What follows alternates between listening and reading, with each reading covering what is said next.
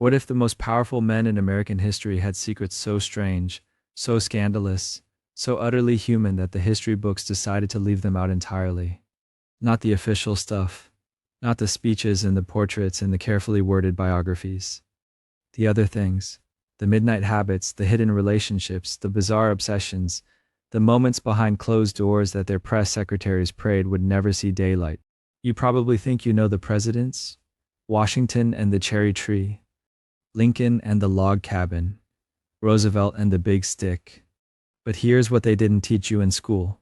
These men were deeply, fascinatingly, sometimes disturbingly complicated. And the private lives they kept hidden from the public are often far more interesting than anything on the official record. Everything you're about to hear is drawn from historical accounts, declassified documents, letters, diaries, and the kind of biographical research that only surfaces decades after the fact when the people involved are safely in their graves and can no longer object. So before we begin, do me a favor, hit that subscribe button. Give this video a like, because this kind of history, the real, unfiltered, stranger than fiction kind, takes serious research to pull together, and the algorithm doesn't always make it easy to find. Your support keeps these stories reaching people who actually want to hear them. Now get comfortable, settle in, because we're about to spend some time with 45 men who shaped the most powerful nation on earth, and we're going to meet them not as monuments but as people. Complicated, contradictory, occasionally ridiculous people with secrets they carried to their graves. 100 of those secrets start right now. 1. George and Martha Washington had no biological children together. Martha came to the marriage as a widow with 2 surviving children from her first husband, and George raised them as his own. There have been various theories over the years about why the couple never conceived, ranging from smallpox leaving Washington infertile to simple biological circumstance. Whatever the reason, it shaped their domestic life in ways that set them apart from the image of the sprawling founding father household. George formed deep attachments to Martha's grandchildren, who eventually came to live at Mount Vernon, and by many accounts he poured the paternal energy he might have directed at his own children into those relationships. What the history books often skip past is how much this reality quietly defined him. He had no direct heir to inherit his legacy, no son to carry his name, no obvious successor in his bloodline. He shaped a nation but couldn't shape a dynasty, and some historians suggest that awareness made him more deliberate, more measured, more conscious of what he was building and who it was actually for. 2. Martha Washington, by many historical accounts, maintained separate sleeping quarters from her husband, and this arrangement was far less scandalous in 18th century elite society than it might sound today. Among wealthy households of the era, private bedrooms were considered a mark of refinement and status, not estrangement. The practical realities of colonial domestic life also played a role. George kept irregular hours, entertained constantly, and managed an enormous plantation operation that bled into every corner of daily existence. Martha, for her part, was deeply involved in household management and used her private space as an office of sorts, handling correspondence and domestic logistics. Their letters and the accounts of visitors suggest genuine warmth and companionship between them. But the image of the Washingtons sharing a cozy marital bedroom, the way a modern couple might, is more myth than history. Their arrangement reflected the customs of their class and time, and probably gave them both something they valued quietly: a room of their own in a house that was never really private at all.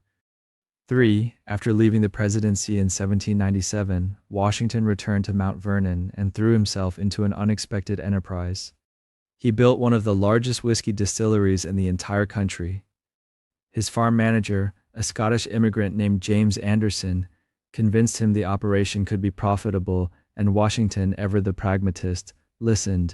By 1799, the distillery was producing nearly 11,000 gallons of whiskey annually, making it one of the most productive in Virginia. Washington sold rye whiskey, apple brandy, and peach brandy. He was turning a profit. The man who commanded armies and presided over the founding of a republic was also, in his final years, a working distiller with a serious commercial operation on his hands. The distillery burned down after his death and was only reconstructed in the early 2000s. Mount Vernon still produces whiskey there today using period-appropriate techniques. What's worth sitting with is the image of Washington in retirement, not the marble monument, not the commanding general, but a man in his late 60s who found something genuinely satisfying in the practical business of making something with his hands and selling it for a fair price. 4. Washington's reputation was built on military bearing and stoic authority, and that image has calcified into something almost inhuman over the centuries. So it tends to surprise people to learn that his contemporaries consistently praised him as an exceptional dancer. Not a polite dancer, not a passable dancer, a genuinely accomplished one. Thomas Jefferson noted it, Abigail Adams noted it. Visitors to colonial balls noted it. Washington apparently loved dancing and was good enough at it that people remembered and remarked upon it long after the evening was over. In 18th century society, dancing wasn't frivolous. It was a social language, a demonstration of grace, discipline, and ease under observation. Washington understood all of that and moved through it with the same controlled presence he brought to the battlefield. But there's something more personal hiding in that image too. The man who spent years at war, who carried enormous weight in public life, who rarely let his private feelings show, could step onto a dance floor and be, by all accounts, genuinely joyful. It's one of the more human windows into who George Washington actually was when he let himself be something other than a symbol. 5. John and Abigail Adams wrote each other thousands of letters over the course of their marriage, and those letters survived. That fact alone makes them unusual among presidential couples. What those letters reveal is more unusual still. They were affectionate in ways that felt almost modern, teasing each other, arguing across distances, sharing opinions on politics and philosophy with a candor that Abigail in particular was careful to keep private during her lifetime. She famously asked John to remember the ladies when he was helping shape the new government, and he wrote back with a kind of dismissive humor that she did not let go unanswered. Their correspondence reads like a conversation between equals navigating a world that officially only recognized one of them as such. John called her his dearest friend. She called him her best friend. These were not empty formalities. The letters show two people who genuinely depended on each other intellectually and emotionally in ways that most married couples of the era would not have considered appropriate to put in writing. They fought, they missed each other, they disagreed, and they kept writing. Thousands of letters across decades of separation. It's one of the more remarkable private relationships in American presidential history. 6. John Adams had a personal health ritual that he stuck to with stubborn consistency for most of his adult life. He took cold baths every morning, not the lukewarm, gradually adjusted kind. Cold. Adams genuinely believed that plunging himself into cold water at the start of each day kept him sharp, healthy, and vigorous. He lived to 90 years old, which is either evidence for the practice or a remarkable coincidence, depending on how you weigh these things. Adams wrote about his health habits with the same seriousness he brought to political philosophy, treating his body as a system to be maintained and optimized through deliberate discipline. He was also a committed walker, rising early and covering significant distances on foot well into old age. There's something almost contrarian about it that fits his personality perfectly. John Adams was not a man who did things because they were comfortable or fashionable.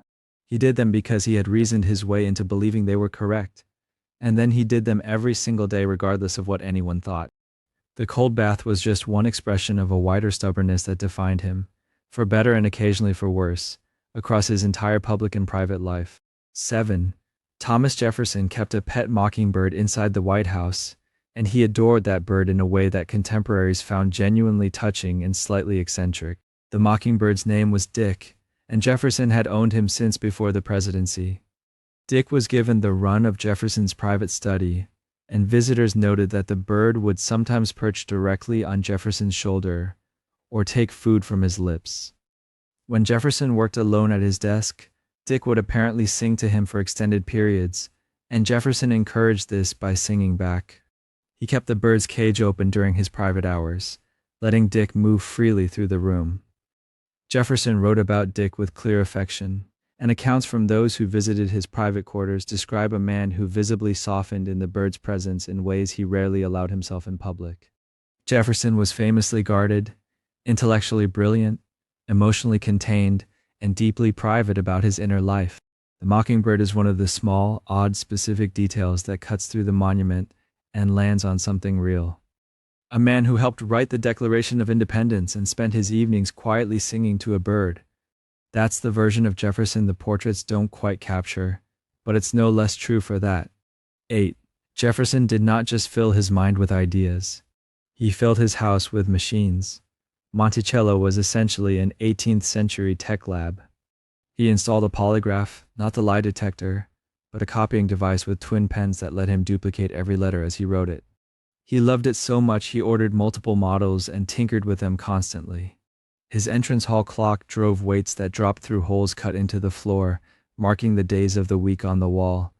He had revolving bookstands, dumb waiters built into fireplaces, and self-closing doors. For Jefferson, domestic space was something to be engineered, not just inhabited. 9. For generations, biographies of Jefferson treated his relationship with Sally Hemings as rumor, something to be brushed aside or denied. That is much harder to do now. Hemings was an enslaved woman at Monticello, significantly younger than Jefferson, and related to his late wife's family. Contemporary accounts, plantation records, and later oral histories from Hemings's descendants all pointed in the same direction. Then, in 1998, DNA testing linked the Jefferson male line to Hemings's youngest son. Many historians today accept that Jefferson almost certainly fathered several of her children. Others still debate details.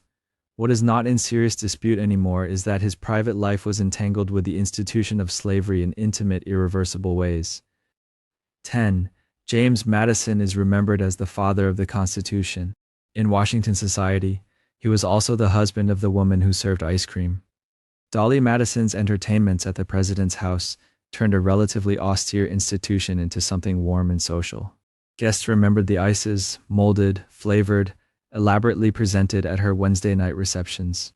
Ice cream in the early 19th century was difficult and expensive, requiring ice houses, specialized equipment, and labor.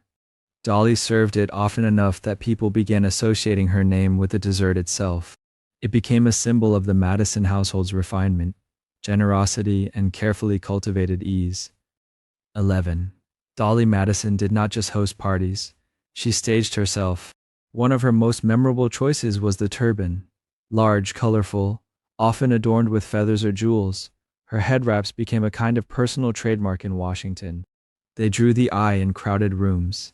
Portraits of her fix on the turban as much as the face beneath it. In a capital still figuring out its manners, Dolly's style projected confidence and glamour. Diplomats, congressmen, and their wives crowded into Madison receptions, partly to see and be seen in her orbit. The private home of a relatively reserved president became, through her taste and presence, the unofficial social core of the early republic. 12. James Monroe spent key years of his life in France, serving as a diplomat during the Revolution and the turbulent period that followed. The experience stayed with him long after he came home. Visitors to the Monroe household noticed furnishings and decorative choices that felt distinctly French, elegant but not ostentatious, with attention to symmetry and finish. His wife, Elizabeth, had her own affinity for French fashion and manners, cultivated during those years abroad. Their private entertaining carried a quieter, more European polish compared with some of their predecessors. The Monroes' domestic world was a reminder that early American leaders were not just shaping a new nation, they were also absorbing and adapting old world styles behind closed doors. 13. Monroe's body carried a map of his earlier life that no amount of fine furniture could erase. As a young officer in the Revolutionary War, he was severely wounded at the Battle of Trenton, shot through the shoulder. The injury nearly killed him and required emergency surgery on a freezing battlefield. He survived, but the damage never entirely went away. Accounts from later in his life describe lingering pain and limited movement. Clothes could hide the scars in public. They could not change the way he dressed himself in the morning, or the way certain motions cost effort. Behind the image of the calm, dignified president was a man whose physical endurance had already been tested and marked decades before. 14. John Quincy Adams had a morning ritual that would be unthinkable for a modern president. He swam naked in the Potomac River, often at dawn, sometimes alone, sometimes with a small circle of companions. He would walk from the White House down to the water, strip, and dive in. For him, it was exercise, invigoration, and a kind of meditative escape from bureaucratic grind. Washington residents knew about it. One famously enterprising female journalist is said to have sat on his clothes on the riverbank until he agreed to give her an interview. Later generations were startled by the idea of a president bathing unclothed in a public river. For Adams, it was simply part of the day. 15. John Quincy Adams did not just swim at dawn, he also wrote everything down afterward. From his teens until almost the day he died, he kept a diary that eventually filled thousands of pages. It covered the obvious things, like cabinet debates and diplomatic negotiations, but it also captured the small weather of his days, bouts of melancholy, irritation with political allies, the strain of his marriage, worries over his children. He recorded arguments at the dinner table, his own doubts about his performance as president, and sharp judgments of colleagues. The diary was not meant for public consumption in his lifetime. It was a private mirror, and he did not always like what he saw reflected there. 16. Andrew Jackson, by contrast, left fewer introspective pages and more stories. One of the most persistent is about his parrot. The bird, named Pole in some accounts, reportedly picked up Jackson's habit of rough language. According to a minister who later told the tale, when Jackson died in 1845, and mourners gathered at the Hermitage for his funeral, the parrot began shrieking strings of profanity. It was, the story goes, so disruptive and so colorful that it had to be removed from the ceremony. Historians debate the exact details, but the legend has stuck. In the popular imagination, even Jackson's household pets echoed his temper, his battlefield tongue, and the unruly energy that followed him everywhere. 17. Behind the rowdy stories about Jackson's temper and duels was a quieter, more painful story centered on his wife, Rachel. When they married, both thought she was legally divorced from her first husband. It turned out the paperwork had not been completed. They remarried later to correct the record, but political enemies seized on the confusion. During Jackson's presidential campaigns, newspapers branded Rachel an adulteress and attacked the couple's morality in lurid detail. The attacks crushed her. Friends reported her anxiety, her sleeplessness, her sense of shame over something she believed had been an honest mistake. She died shortly after Jackson won the presidency. In private, he blamed his opponent's treatment of her and carried that bitterness into the White House. 18. Martin Van Buren came into that same mansion with a very different burden, the perception that he was too polished. In an era that still celebrated rough-hewn heroes like Jackson, Van Buren was meticulous. He dressed with care, favoring well-cut coats, immaculate cravats, and perfectly brushed hair. Visitors noticed his shoes were always shined, his gloves carefully chosen. Critics called him the little magician and suggested his grooming reflected a schemer's vanity. But for Van Buren, personal appearance was part of the job. He had grown up in modest circumstances. His refined wardrobe was a self-conscious statement that he belonged in any room, at any table, with any aristocrat Europe or America could produce. 19. Van Buren's attention to surfaces extended beyond clothing to the way he used his home. The White House under his stewardship became a stage where political tension could be softened by ritual. He understood that not every negotiation belonged in a formal office, so he leaned on dinners, receptions, and small gatherings as tools. Seating charts mattered: who poured coffee, who lingered over dessert, who was invited to a quiet supper, and who only to a crowded levee. These choices carried meaning. Guests remembered him as gracious, calm, and slightly reserved, but they also noticed how often a knotty issue seemed a little less sharp after an evening in his parlor. Hospitality was not just courtesy, it was technique. 20. William Henry Harrison learned early that image could be built, and he kept building even at home. By the time he ran for president in 1840, supporters portrayed him as a humble frontiersman content with a log cabin and a barrel of hard cider. The log cabin and hard cider campaign was wildly effective, especially against an opponent painted as elitist. In reality, Harrison came from a prominent Virginia family and, by middle age, lived more comfortably than the campaign song suggested. His household included servants, cultivated fields, and furnishings that went beyond rough planks. Yet he did keep elements of rural life close: agricultural routines, a familiarity with outdoor labor, stories of earlier years in forts and on the frontier. The myth simplified him, but it rested on threads he had helped spin. 21. John Tyler, Harrison's vice president and successor had a private life defined less by image and more by sheer numbers. He fathered 15 children, more than any other president. 8 were born to his first wife, Letitia, who died in the White House. 7 more came with his second wife, Julia, whom he married while in office and who was 30 years his junior. The Tyler home, before and after the presidency, was rarely quiet. It was a place of overlapping generations, step-siblings, and complex family dynamics. Household routines had to accommodate pregnancy, infancy, and adolescence almost constantly. Tyler's letters and those of his children hint at a man who could be affectionate and strict, proud of his brood yet frequently worried about providing for them all, long after his brief presidency had ended. 22. Tyler's wedding to Julia Gardner in 1844 folded courtship, scandal, and statecraft into one small ceremony. Julia was a New York senator's daughter, used to society pages and steamboat excursions, not the rhythms of a widower nearly 30 years older with a cluster of children. Their romance began before Letitia Tyler's death and resumed quietly afterward. Then, in 1844, Julia survived a deadly explosion aboard the USS Princeton that killed her father and several high officials. Tyler comforted her in the aftermath, and their bond deepened. When they married in New York that June, he became the first sitting president to wed in office. The match startled Washington. Some saw it as romantic, others as unbecoming. But inside the Tyler household, it reshaped everything from bedtime stories to seating at state dinners. 23. James K. Polk entered the presidency with no children and no intention of changing that.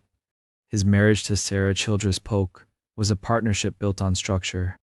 They rose early, kept a strict schedule, and treated leisure as something to be rationed. Polk, who had undergone painful surgery as a young man, may have been physically unable to have children. Historians debate the details, but the couple never spoke publicly about it. Instead, their energy flowed into politics. Sarah read his correspondence, advised him on appointments, and monitored the social life of the White House with an eye toward discipline rather than display. Their evenings were quiet, reading newspapers, reviewing speeches, preparing for the next day's business. The Polk household functioned less like a family filled with play and more like a small, efficient political firm. 24. That sense of discipline extended to the Polk's entertainments. In an era when balls with swirling waltzes and card tables could define a presidency's social tone, James and Sarah Polk drew firm lines. Dancing and card games, especially for money, were largely absent from their gatherings. Sarah's religious convictions and sense of propriety made her wary of anything that could be labeled frivolous or morally questionable. So receptions were shorter, music more subdued, and conversation more earnest. Guests who expected the White House to be a glittering escape sometimes found it almost severe. Polite greetings, carefully curated guest lists, strict limits on alcohol. For the Polks, this was not joyless restraint, but moral clarity. The private life behind closed doors matched the public image they wanted to present: sober, purposeful, and relentlessly focused. 25. Zachary Taylor brought to Washington the habits of a career soldier and the outlook of a Southern planter. Away from the parade grounds and battlefields, his wealth and security were anchored in land and enslaved labor, particularly on his Louisiana sugar plantation. Taylor took a practical interest in the details: crop yields, weather patterns, sugar prices. Letters from his years before the presidency show him bending from military matters to plantation concerns in the same breath, worrying about mills, machinery, and the health of workers he legally owned. The plantation was not just an investment, it was the backdrop of his family's life, a place where holidays, illnesses, and marriages unfolded between the grinding seasons of planting and harvest. His private fortune rose and fell on the rhythms of Southern agriculture, tying his household closely to the region's economic system. 26. Millard Fillmore's White House was quieter, less martial, and marked by a different kind of ambition. He had grown up with limited formal schooling, teaching himself by candlelight, borrowing books when he could. That early hunger for reading followed him into the presidency. Disturbed by how few volumes the executive mansion possessed, he pushed for the creation of a proper White House library.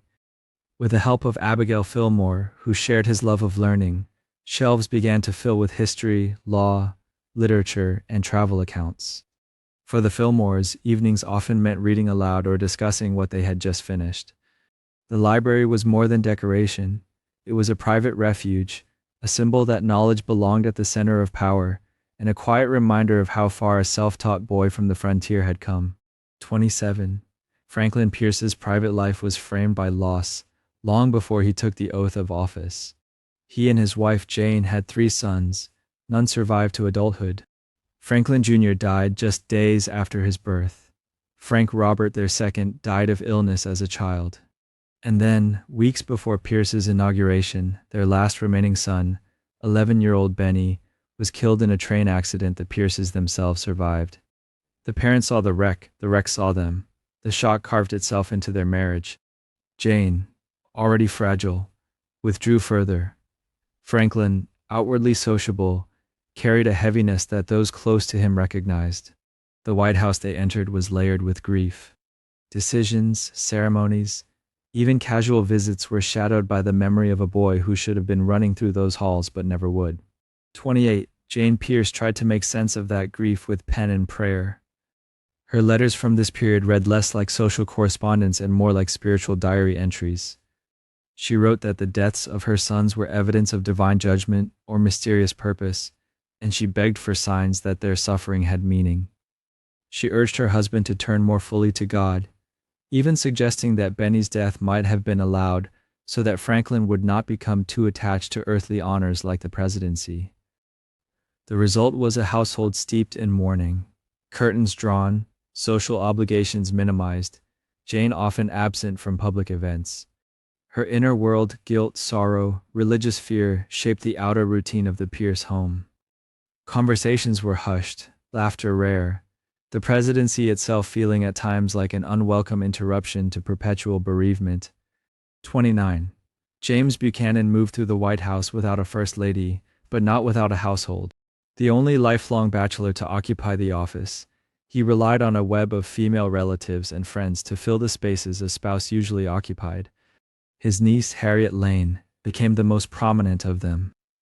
Orphaned as a child, she came to live with Buchanan and eventually served as his hostess in Washington, arranging seating charts, managing invitations, and setting the tone at receptions.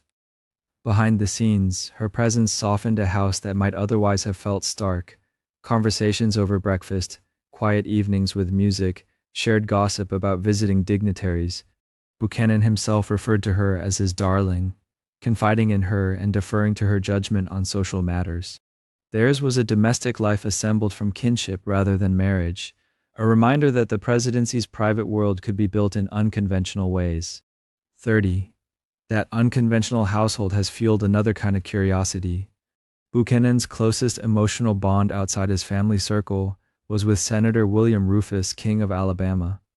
The two lived together for stretches in Washington, shared boarding houses, and exchanged letters that, read with modern eyes, sound deeply affectionate. Andrew Jackson is said to have called King Miss Nancy, and other contemporaries used teasing language about their closeness. Some later writers have interpreted this as evidence of a romantic relationship, pointing to their long companionship and the way Buchanan never married. Others caution that 19th century men often used tender language with friends without implying anything more. The surviving documents are incomplete. Many personal letters were destroyed. What remains is a relationship that clearly mattered deeply to Buchanan, wrapped in ambiguities of time, culture, and what people chose to record or erase about their private lives. 31. Abraham Lincoln's inner world did not stop at policy memos and legal arguments. He dreamed, and he talked about his dreams. Friends, colleagues, and family members recalled how he would recount vivid, sometimes disturbing images that visited him at night. In one account, he described seeing his own body lying in state in the White House, mourners passing by, soldiers on guard. He told this story to those around him, half as a curiosity, half as something that seemed to trouble him. Other dreams focused on symbols of movement, boats, trains, journeys taken or interrupted. Lincoln, steeped in the Bible and frontier folklore, wondered aloud whether these visions carried meaning, hints or warnings about what lay ahead. Whether they were subconscious reflections of the pressures he faced or something he believed bordered on prophecy, they became part of his private vocabulary for thinking about fate and mortality. 32. Those dreams might have filled his nights, but during the day Lincoln carried his thoughts in a more literal way inside his hat. The stovepipe hat was not just a fashion choice, it was a portable filing cabinet. He tucked letters, notes, drafts of speeches, and newspaper clippings into the sweatband, turning his headwear into an extension of his desk. People who knew him saw him reach up, fish out a scrap of paper, and read or jot down a line he didn't want to lose. This habit fit a man who had grown up with few possessions and learned to make do with what he had. The hat sat on tables during cabinet meetings, rode trains, and waited on chairbacks in cramped rooms, quietly holding pieces of the nation's business. In an era before smartphones and briefcases, Lincoln literally kept his work under his own brim. 33. Mary Todd Lincoln's private life turned increasingly toward the unseen as loss accumulated.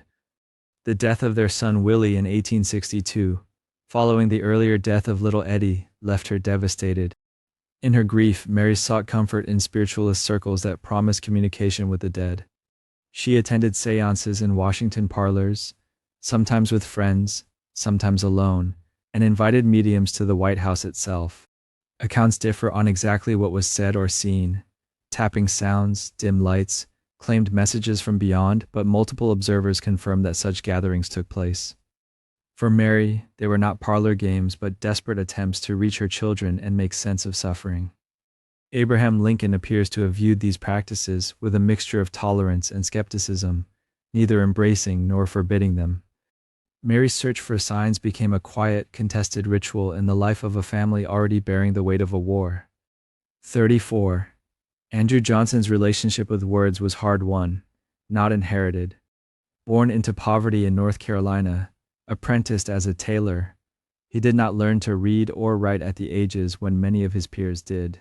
Stories from his early life describe his wife Eliza helping him sound out words, guiding his hand as he practiced letters. Johnson later emphasized this journey in his own telling, presenting himself as the self-made man who had climbed from illiteracy to the Senate and then the presidency.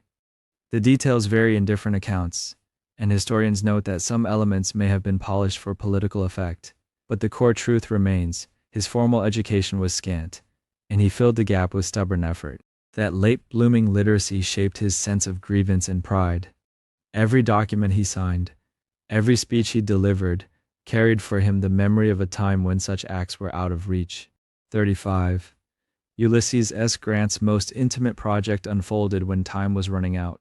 Diagnosed with throat cancer after leaving the presidency, weakened and in constant pain, he faced not only his mortality but also financial ruin after a business partner's fraud wiped out his savings. To secure his family's future, he agreed to write his memoirs, signing a contract with Mark Twain's publishing firm.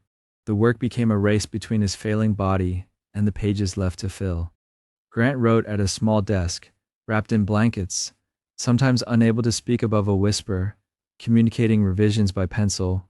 When his voice failed, friends and family watched as he poured his memories of West Point, the Mexican War, and the Civil War onto paper, with clear, understated prose.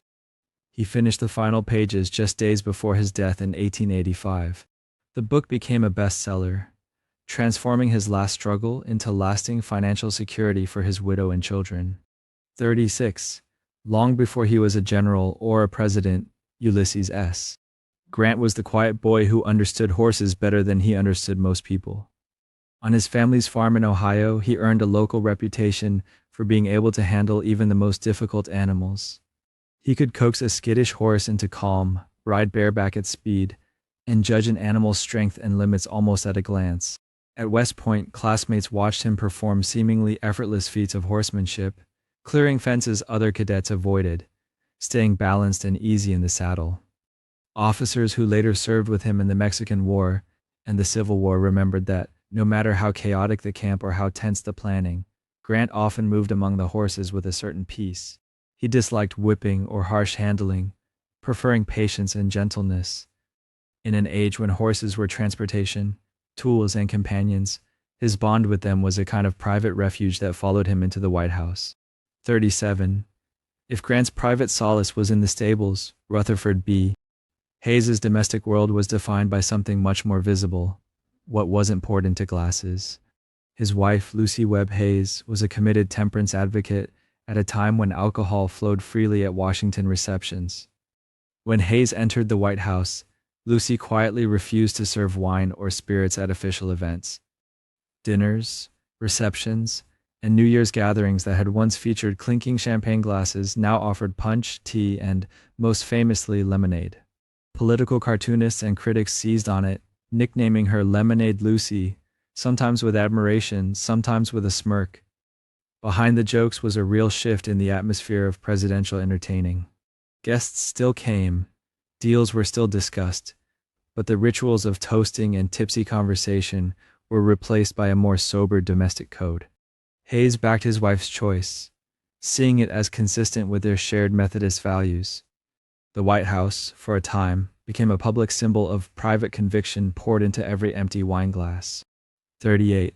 That same Hayes household left behind something most presidential families did not: a remarkably detailed paper trail of daily life. Rutherford and Lucy both kept diaries, as did some of their children. They wrote about small things and large ones: weather and walks, illnesses and arguments, visiting dignitaries and quiet evenings by the fire. Hayes noted conversations with his sons, Lucy's charitable projects, the moods of the staff, the strain and comfort of family prayers. Lucy's entries, in turn, recorded her concerns about the children's schooling, the ladies who called, the small domestic improvisations required when public demands crashed into private needs. Together, these overlapping voices create an unusually rich portrait of what it felt like to live in the White House as a family, not just a political institution. Historians mine these diaries for clues about Hayes's presidency, but they also reveal something more intimate: what meals were like, how birthdays were marked, which days felt heavy, which felt hopeful, all preserved in ink by people who never knew how carefully future generations would read them. 39. If the Hayes diaries showed the texture of everyday life, James A. Garfield's party trick hints at the texture of his mind. Stories from his contemporaries describe how he could sit at a desk, take a pen in each hand, and write in two languages at once: Greek with one hand, Latin with the other. Whether every detail of that story is exact or polished a bit in the retelling, there is no doubt that Garfield possessed an unusual combination of ambidexterity and classical training. He had worked his way up from canal boat worker to college professor, mastering languages along the way. The ability to switch hand and script became a favorite anecdote about him, passed around as proof of his brilliance. It also says something about the culture of the time, when knowledge of ancient languages was a mark of learning and mental discipline. For Garfield, this dual-handed writing was more than a stunt. It was a visible symbol of the years he had spent bending his life towards study, trying to stretch limited circumstances into a life of the mind. 40. That life of the mind did not stay confined to classrooms and offices. It came home with Garfield, shaped by the woman he married. Lucretia Rudolph Garfield had known him since their youth. They studied together, exchanged ideas, and for a time their courtship stalled, in part because both were serious, reserved people who struggled to translate intellectual companionship into easy romance. She had been, in effect, his peer, and sometimes his instructor in certain subjects, and that early teacher-like role never entirely vanished. Their marriage, once it settled, became a partnership threaded with books and conversation.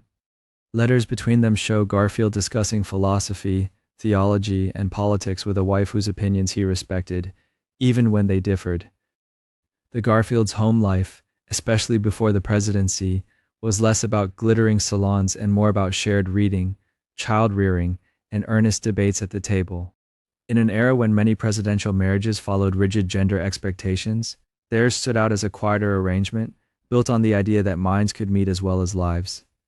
41. If the Garfields' domestic world was defined by serious conversation, Chester A. Arthur's life away from public view gleamed with fabric and polish. Known as the gentleman boss from his days in New York politics, he carried a profound appreciation for style into the White House. Arthur reportedly owned dozens of pairs of trousers, shelves of carefully tailored coats, and racks of silk hats. Servants and visitors alike noticed how often he changed clothes in a single day, one suit for morning office hours, another for afternoon callers, yet another more elaborate ensemble for evening entertaining. He favored rich fabrics, crisp collars, and immaculate gloves. These choices were not just vanity, they were a kind of armor. Arthur had come into the presidency unexpectedly after Garfield's assassination, shadowed by associations with machine politics. By presenting himself with flawless elegance, he projected order, dignity, and control at a moment when the nation felt shaken. In the quiet moments between meetings, he fussed over cravats and waistcoats, using fashion as a private way to steady himself in a role he had not sought. 42. Arthur's concern with appearance did not stop at the mirror. He also turned his attention to the building around him, deciding that the White House itself needed a new face. When he moved in, the interior still bore marks of earlier administrations, heavy Victorian clutter, worn furnishings, and mismatched decor. Arthur, with an eye for luxury, invited artist and designer Louis Comfort Tiffany to oversee a dramatic redecoration. Tiffany introduced stained glass, elaborate screens, rich draperies, and bold color schemes that reflected the aesthetic tastes of the Gilded Age. Some older furniture and historical items were sold off at auction to make way for the new look, a decision that later generations would view with mixed feelings. For the Arthurs, though, the transformed rooms created a more fashionable, almost theatrical home where receptions shimmered under gaslight and guests moved through spaces that felt modern and opulent. The project turned the presidential residence into a showcase for contemporary design, embedding Arthur's brief tenure in the building's long visual memory through glass, fabric, and light. 43.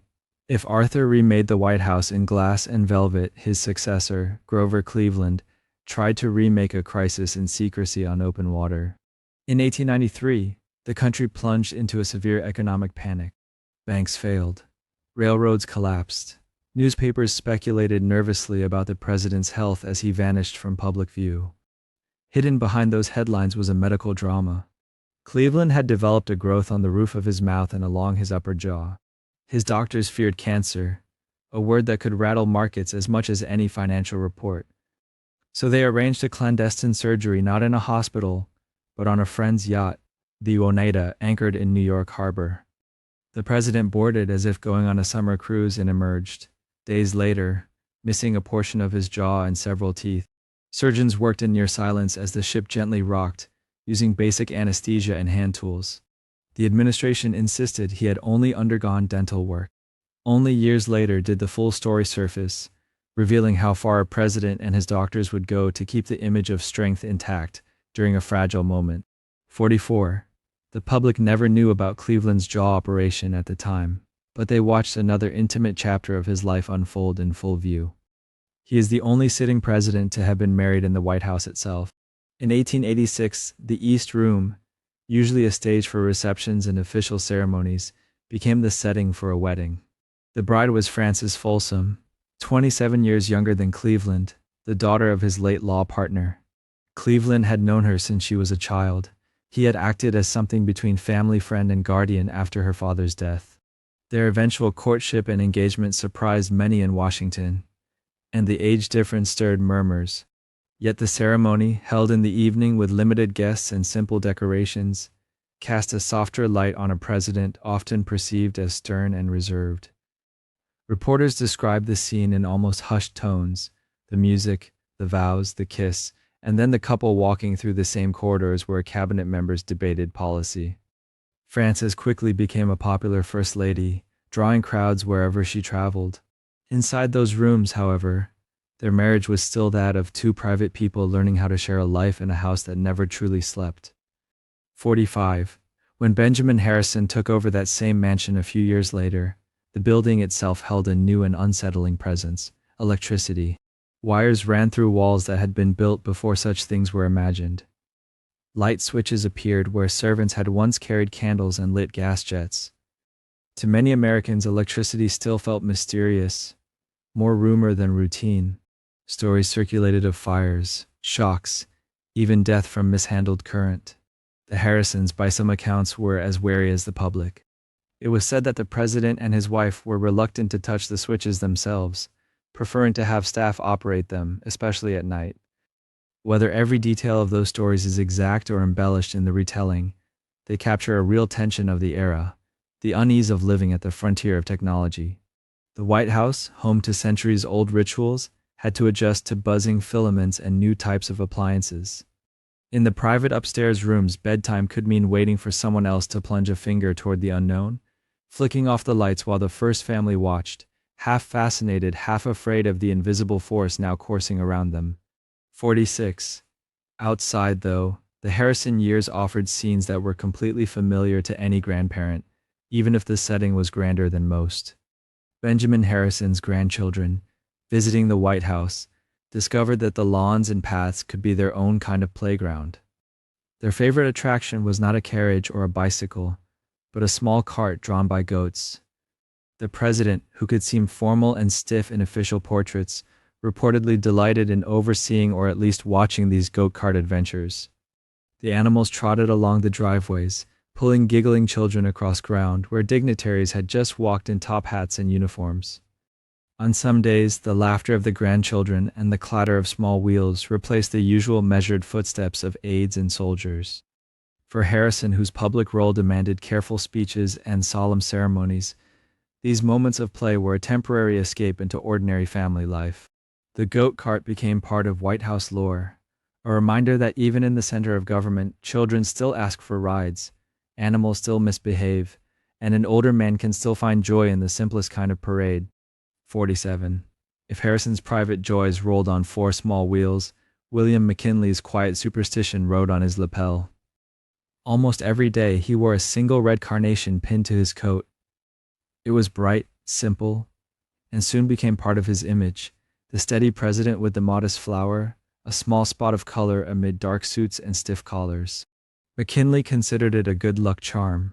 He handed carnations to visitors, especially children, as tokens of kindness and perhaps a way of sharing that luck. People began to expect it, scanning his jacket as he entered a room. Over time, the habit created its own rituals. A meeting might begin with a policy discussion and end with someone shyly asking for the flower. The most haunting story attached to this custom comes from his last day. At the Pan American Exposition in Buffalo in 1901, McKinley greeted a long line of citizens. He wore the familiar red carnation. At some point, he removed it and gave it to a little girl. Only moments later, an assassin in the line stepped forward and shot him. For those who believed in symbols, the timing seemed chilling. The moment the flower left his jacket was the moment his luck finally ran out. 48. Behind McKinley's composed public presence stood a marriage shaped by illness and adaptation. Ida McKinley suffered from health problems for much of her adult life, including what appear to have been epileptic seizures and significant nervous disorders. Instead of hiding her away entirely, McKinley tried to weave her needs into the fabric of his public duties. At state dinners, she was often seated beside him, sometimes elevated slightly so he could reach her quickly if she faltered. When she showed signs of distress or a seizure began, he would gently place a napkin or handkerchief over her face to shield her from staring eyes, then resume conversation as calmly as possible once the episode passed. Staff and guests learned to pretend not to notice, maintaining a kind of collective politeness that allowed the couple to preserve dignity. McKinley adjusted his schedule to stay close to her, rearranging trips and meetings so that she would not feel abandoned. Their relationship, in private letters and glimpses from observers, reflects a tenderness that contemporary Americans sometimes found surprising in a man of his era.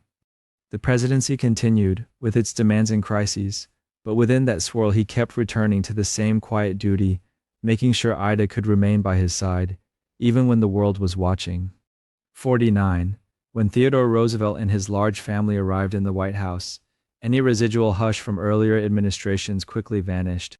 The Roosevelts brought with them an energy that spilled into every corridor and an astonishing array of animals.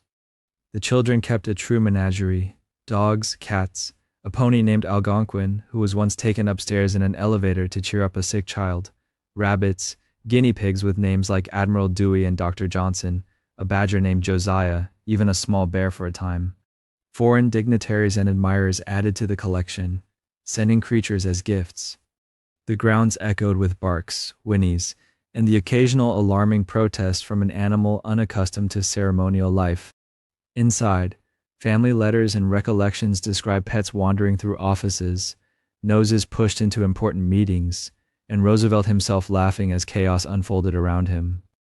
For a president associated with strenuous outdoor life, hunting, ranching, exploring, this indoor zoo was both an extension of his personality and a concession to his children's wishes.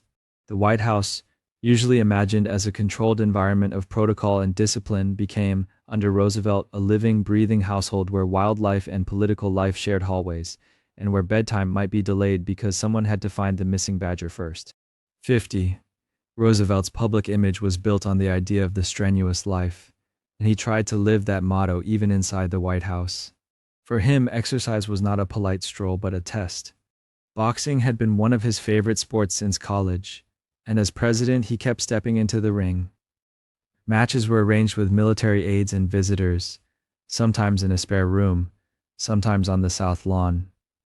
Gloves went on, decorum fell away, and the commander-in-chief traded blows like any other amateur fighter. Roosevelt liked to boast that he gave as good as he got, but one bout changed the tone. A punch to his left eye, he later said, caused serious damage. Over time, his vision in that eye deteriorated until he was effectively blind on that side. He did not announce this to the public. Instead, he quietly shifted from boxing to judo and other pursuits. The injury lingered as a private cost of his private insistence on testing himself, even when the whole country rested on his shoulders. 51. If Theodore Roosevelt projected rugged intensity, his successor, William Howard Taft, carried a different kind of legend into the bedroom stories of American history, the bathtub tale. The popular version claims that Taft, a large man by any standard, became stuck in a White House tub and had to be pried loose by anxious aides. Over the years, details have grown more colorful, accounts of staff using butter, of carpenters rushing in, of comic chaos in the presidential bathroom. Historians have not found firm evidence for the most dramatic versions, but they have documented something adjacent. Taft did order an unusually large custom tub for the White House, sturdy enough to hold several men and photographed before installation. That fixture, massive and gleaming, fed the public imagination. Cartoons at the time poked fun at his weight, and the image of the president wedged in porcelain stuck. Whether the actual stuck incident happened exactly as retold or evolved from jokes about that oversized tub, the story reveals how quickly private bodily realities can be turned into enduring folklore. 52. Behind the bathtub jokes was a man who sought quieter, more controlled forms of relief from the pressures of office. For Taft, one of those refuges was golf. He was not the first president to play, but he was among the first to embrace it visibly and enthusiastically. Weekends and afternoons, when schedules allowed, he would escape to nearby courses, trading cabinet papers for clubs. On the fairway, he could walk at his own pace, talk informally with advisors, or simply enjoy the measured rhythm of the game. Golf provided a blend of exercise, competition, and social ritual that appealed to him more than hunting trips or boxing rings. Newspapers sometimes mocked his fondness for it, treating golf as a symbol of leisure rather than vigor. Yet for Taft, it was a way to manage stress, maintain some physical activity, and create a predictable routine amid the tumult of politics. Long after he left the White House and moved to the Supreme Court, he kept returning to the course, a reminder that even a man caricatured for his size could quietly carve out a space for discipline and calm. 53. The next president, Woodrow Wilson, faced a different kind of personal upheaval while in office. In 1914, his first wife, Ellen, died of kidney disease after years of delicate health. The loss came as Europe slid into war and domestic politics seethed with debate. Wilson, known for his reserve and formality, was suddenly a widower under the constant gaze of the press. By many accounts, he plunged into grief, withdrawing from social functions and leaning heavily on a small circle of confidants. Then, surprisingly quickly by the standards of the era, he re-entered courtship. In 1915, he began seeing Edith Galt, a Washington widow introduced by friends. Their relationship deepened rapidly. Within months, they were engaged. By December of that year, they were married while he was still in the White House. Some observers whispered that the speed of the remarriage was unseemly or politically risky, especially for a leader preaching moral seriousness. Others saw it as a human attempt to rebuild a personal life amid relentless duty. For Wilson himself, private letters suggest that companionship and emotional support felt essential as the world slid toward conflict.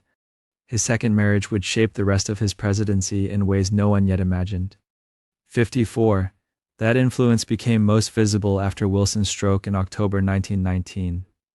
Returning from a grueling speaking tour to promote the League of Nations, he collapsed and was left partially paralyzed and weakened. The full extent of his condition was not publicly acknowledged at the time. Instead, access to the president narrowed dramatically, funneled through one person, Edith Wilson. She controlled who saw him, what papers reached his bedside, and which matters warranted his attention. Cabinet members and senators found themselves turned away or receiving notes instead of meetings. Edith later described her role as a stewardship, insisting she merely screened issues and conveyed his decisions. Some historians argue she effectively acted as a gatekeeper and informal regent, shaping policy by choosing which questions the impaired president would confront. Others emphasize the loyalty and improvisation required of a spouse suddenly guardian to both a husband and a presidency. For months, the country functioned with limited direct contact between the chief executive and his government. Behind closed doors, in a dim sick room, Edith Wilson's quiet choices about visitors, memos, and schedules blurred the line between supportive spouse and de facto power, a debate that continues in historical circles a century later. 55. After that tense, guarded household, Warren G. Harding's White House brought back an air of sociability, sometimes too much of it. Harding was, by temperament, a convivial man who enjoyed company, conversation, and cards. Late at night, after official events ended, he would retreat to a private room or a friend's residence for poker games. Cigars, drinks, stacks of chips, and dog-eared decks replaced policy briefs. Cabinet members, political allies, and trusted associates gathered around the table, the talk drifting between gossip, backroom strategy, and the small rituals of bluff and banter. These evenings reflected Harding's belief that politics was, in part, about personal relationships forged in informal settings. Critics later pointed to the poker sessions as symbols of a lax atmosphere that allowed corruption to flourish, especially as scandals like Teapot Dome emerged from his administration. But in the moment, for Harding himself, they were a release valve. Away from microphones and formal portraits, he could laugh loudly, lose a hand without consequence, and feel, if only for a few hours, like an ordinary man among friends, rather than the solitary figure at the center of a restless nation. 56. The sense of a divided life, publicly reserved, privately expansive, appears again in another window into Harding's world, his letters. Decades after his death, a cache of correspondence between Harding and a woman named Carrie Phillips, and another trove addressed to Nan Britton, became public through publications and legal disputes. The language in many of these letters is strikingly intimate, filled with romantic and sometimes explicit expressions that contrast sharply with his measured speeches and formal demeanor in office. They reveal a man who wrote in flourishes, nicknames, and elaborate metaphors when addressing his lovers, seemingly unconcerned that ink can outlast discretion. Historians debate how these relationships intersected with politics, whether Phillips's pro-German sympathies during World War I, for example, ever influenced Harding's positions as a senator or president. The broader impact, though, lies in how the letters reshaped his image. A leader long remembered, if at all, for scandals and vague promises suddenly appeared as a fully human figure, capable of longing, indiscretion, and vulnerability on the page. In the quiet of the archive between careful lines of cursive, the distance between the public Harding and the private man narrows, complicated by passions he never expected the country to read. 57. Calvin Coolidge, who followed Harding, was famous for speaking so little in public that he earned the nickname Silent Cal. Yet, behind that quiet exterior, he had at least one oddly noisy indulgence, a mechanical horse installed for exercise. It looked and functioned like a riding machine, its metal body covered with a saddle and straps, rocking and jolting at the turn of a switch. Coolidge climbed on in private, letting the contraption pitch and sway as if he were cantering across some invisible prairie. Aides reported hearing the rhythmic clanking from adjacent rooms, a reminder that the outwardly still president was, in his own way, in motion. For a man who disliked fuss and crowds, the mechanical horse offered several advantages. It took up little space, needed no stable, and made no political demands. It let him follow doctors' orders to stay active without parading on a real horse in front of cameras. In the quiet of the White House, the image of Coolidge, unsmiling, bouncing methodically on a fake horse, captured the strange mix of restraint and eccentricity that marked his private life. 58. The Coolidge household also played host to one of the more unexpected presidential pets, a raccoon named Rebecca. In 1926, a live raccoon was sent to the White House as part of a Thanksgiving promotion, meant to be served as an exotic alternative to turkey. Calvin and his wife, Grace, took one look at the animal and chose a different path. Instead of roasting her, they adopted her. Rebecca became a kind of furry celebrity around the mansion. Grace walked her on a leash through the grounds. She was allowed inside, where she investigated cupboards, climbed draperies, and reportedly developed a taste for marshmallows and eggs. Not everyone was charmed. Raccoons are curious and strong, and White House staff had to contend with toppled items and surprise appearances. The Coolidges, though, treated Rebecca as part of the family, arranging a small house for her on the lawn, and even taking her along on trips. In a presidency often remembered for austerity and brevity, the decision to spare one raccoon from the dinner table and turn her into a companion offered a softer, quirkier glimpse of the couple's home life. 59. After Coolidge's austere New England manner came another reserved figure, Herbert Hoover, whose private habits were shaped by a lifetime within the Quaker tradition. Raised in a faith that valued simplicity, inner discipline, and quiet service, Hoover carried those principles into the heart of power. He rarely drank, avoided showy displays, and kept his personal pleasures modest. Simple meals, methodically kept schedules, and evenings spent with a small circle rather than grand parties. Even as president, he preferred plain language and practical details over emotional speeches. Observers sometimes misread this restraint as coldness, especially amid the suffering of the Great Depression. Behind closed doors, however, Hoover's Quaker upbringing expressed itself in long working hours, meticulous attention to relief efforts, and a reluctance to trumpet his own role. He kept note cards and memoranda stacked neatly, worked late into the night, and saw waste of time, food, or words as a kind of moral failing. In a capital that thrived on spectacle, his private life remained spare and almost old-fashioned, built around the belief that one served best by working quietly and asking for little in return. 60. If Herbert Hoover's reserve seemed fixed, his wife, Lou Henry Hoover, added a different kind of energy to the private side of their partnership, intellectual curiosity and languages.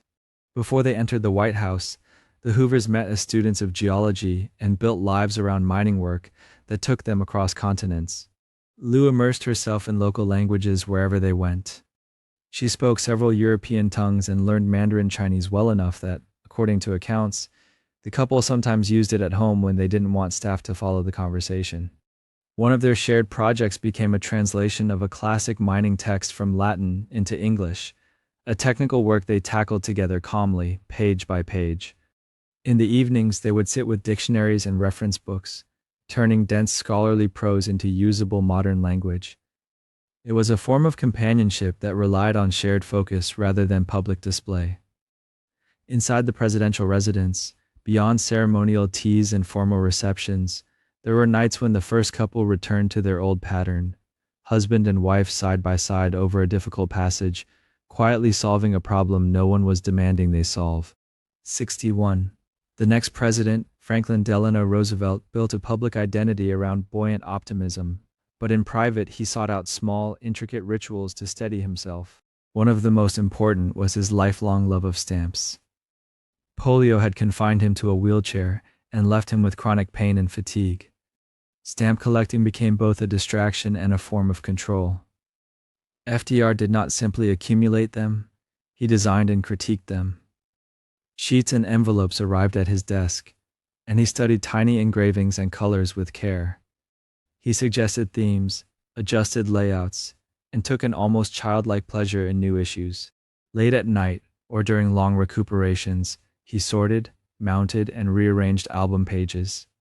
Each stamp was a miniature world, a harbor, a president, a national park, compressed into a careful rectangle. In a job dominated by crises and sprawling decisions, these tiny objects offered boundaries. He could complete a page, close a binder, and feel something finished. For a man carrying the burdens of depression and war, the quiet work of arranging stamps was a private refuge where the pieces stayed where he put them. 62. Roosevelt's desire for ritual also expressed itself in another, more social habit, his evening cocktails. Many presidents left the mixing of drinks to staff. FDR preferred to do it himself. During Prohibition and after, he hosted intimate gatherings where the president acted as bartender, pulling bottles from a well-traveled tray and shaking or stirring concoctions while trading stories. The recipes changed over time. He experimented freely, blending gin, rum, fruit juices, and whatever else was at hand. Guests later recalled that the results were variable. Some drinks were strong and passable, others oddly flavored or unbalanced. But most people agree that the point was less the taste than the ritual. In those pre-dinner hours, Roosevelt could turn away from briefing papers, measure out a splash here, a dash there, and preside over a room not as commander-in-chief, but as an exuberant host. The laughter, clink of ice, and sometimes questionable cocktails formed a buffer between the weight of the day and the long night of work ahead. The man whose public words steered nations also spent unguarded moments worrying, in a friendly way, about whether he had put too much vermouth in your glass. 63. Underneath the warmth and humor of Roosevelt's entertaining lay a more complicated and painful aspect of his private life, his long relationship with Lucy Mercer, later Lucy Mercer Rutherford. Their connection began years before his presidency, when Lucy worked as a social secretary for Eleanor Roosevelt. The affair came to light in 1918, and the discovery nearly ended the marriage. According to later accounts, Franklin promised never to see Lucy again, and the couple remained together, building a political partnership that would reshape the country. But the emotional bond with Lucy did not vanish entirely. Over the following decades, their paths crossed intermittently, often discreetly arranged. By the time Roosevelt was in the White House, the presence or absence of Lucy from his orbit was an intensely sensitive subject within the family. Some relatives knew more than others. Some preferred not to ask. When FDR died in Warm Springs, Georgia in 1945, Lucy was there, a fact that emerged slowly and painfully. For Eleanor and the children, the revelation reopened old wounds. For historians, the relationship has become a lens on Roosevelt's humanity, a leader of immense public courage and charm, whose private heart remained divided in ways that could never be fully reconciled or openly discussed during his lifetime. 64. While Franklin Roosevelt's private life remained tangled and often hidden, Eleanor Roosevelt gradually built something almost unheard of for a first lady at the time, a largely separate public existence. Their marriage became in practice a partnership of overlapping but distinct worlds. Eleanor traveled constantly for her own causes, inspecting factories, visiting relief camps, and listening to people whose voices rarely reached the Oval Office. She wrote a syndicated newspaper column, My Day, in which she shared reflections on everything from politics to daily inconveniences, often in a plain conversational tone that made her feel less like a distant figure and more like a neighbor. She cultivated friendships with reformers, journalists, and activists, many of them women, some of them people Franklin's inner circle regarded with suspicion or impatience. At a time when first ladies were expected to preside over teas and quietly support their husbands, she built her own calendar, her own priorities, and sometimes her own agenda. The private space of their marriage stretched to accommodate a woman determined not to vanish into anyone's shadow, even a president's. 65. The next president, Harry Truman, entered the White House with far fewer illusions and far more modest habits. One of the most revealing was his stubborn devotion to the piano. Long before politics, Truman had trained seriously as a musician, practicing hours a day as a boy in Missouri. The presidency did not erase that part of him. When schedules allowed, he returned to the keyboard with the same methodical discipline he once applied to scales and etudes. Staff grew accustomed to the sound of familiar pieces drifting through the residence, bits of Chopin, popular tunes of his youth, hymns. To Truman, This was not a parlor trick or a photo opportunity, though pictures of him at the piano circulated widely. It was a routine, almost like exercise for the mind and hands, that anchored him in something older than the crises on his desk. Sitting on the bench, working through a difficult passage, he was not deciding questions of war, reconstruction, or atomic secrecy. He was simply a man who refused to let the most powerful job in the world erase the quieter ambitions of his younger self. 66. Truman's other enduring habit, less musical but just as revealing, lived in ink and paper. The letters he wrote to his wife, Bess, across decades form a second, parallel version of his presidency, one that sounds very different from the speeches and official statements. In these private notes, he complained bluntly about stubborn senators, bragged modestly about small victories, and worried over his mother-in-law's health.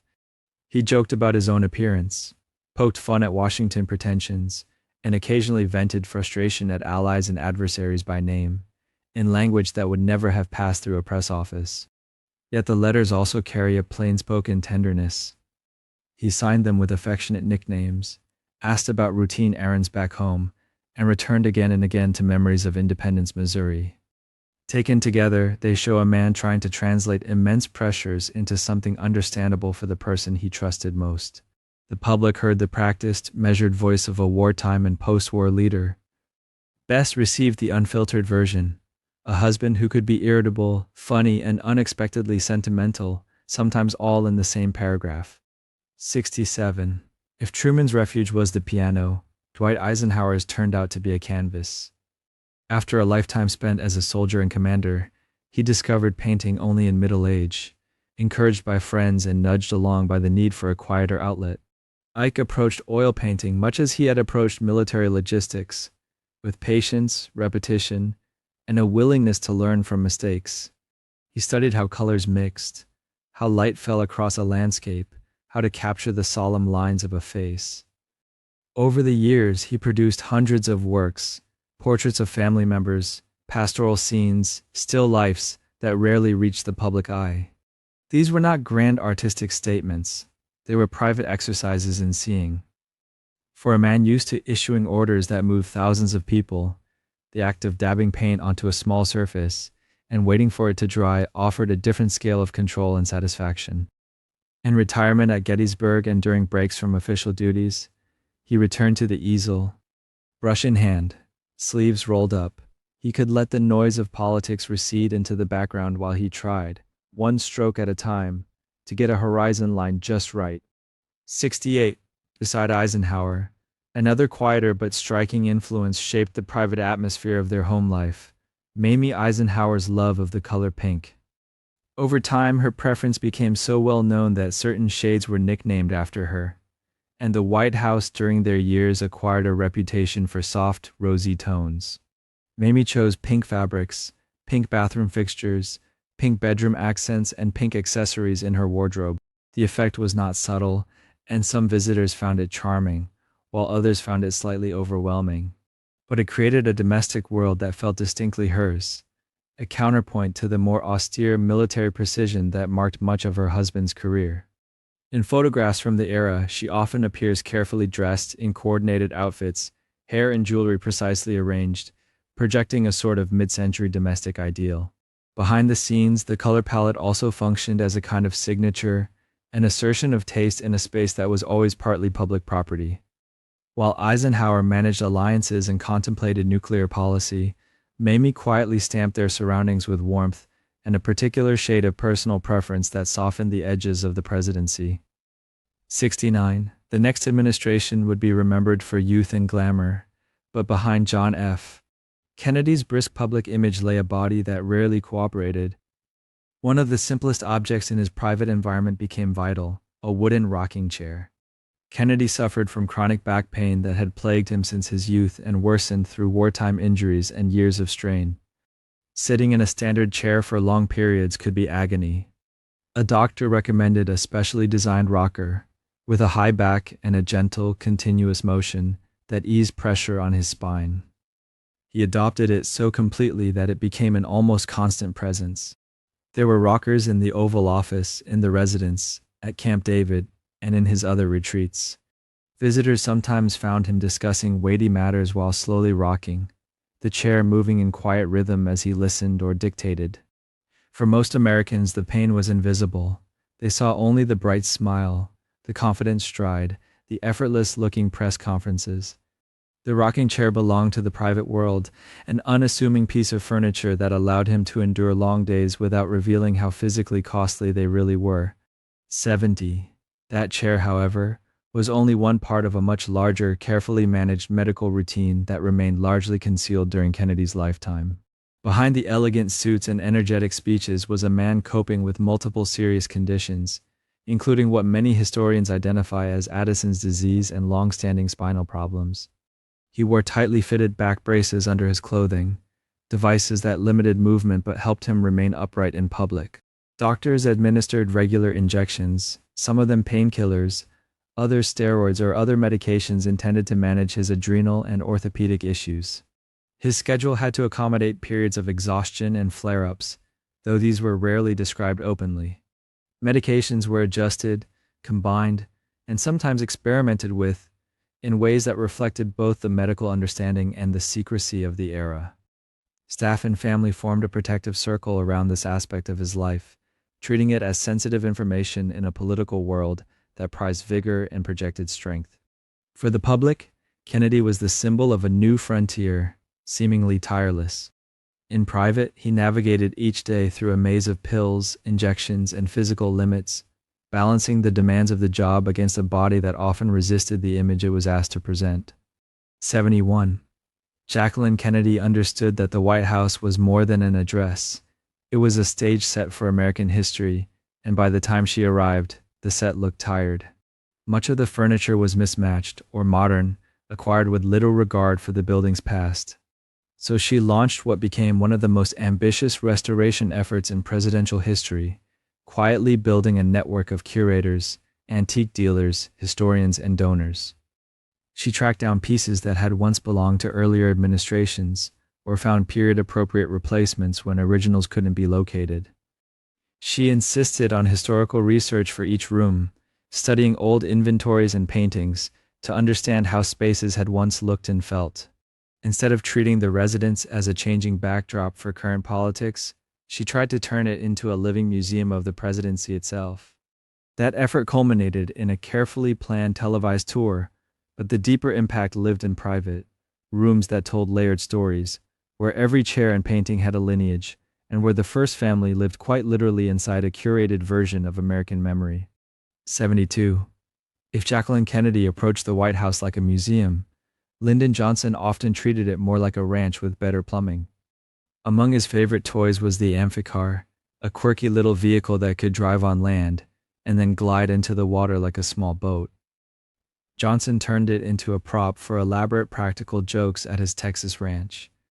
He would invite nervous visitors for a ride, steer toward a lake, accelerate instead of braking, and shout that the brakes had failed as the car plunged into the water. Guests screamed, grabbed for the dashboard, or tried to open doors that were already sealed for amphibious travel. Johnson, according to multiple accounts, roared with laughter as the car bobbed safely along. For him, the prank was more than mischief. It was a way to puncture formality, to watch how people reacted under sudden stress, to exert a strange kind of dominance wrapped in humor. The public saw a towering, forceful politician.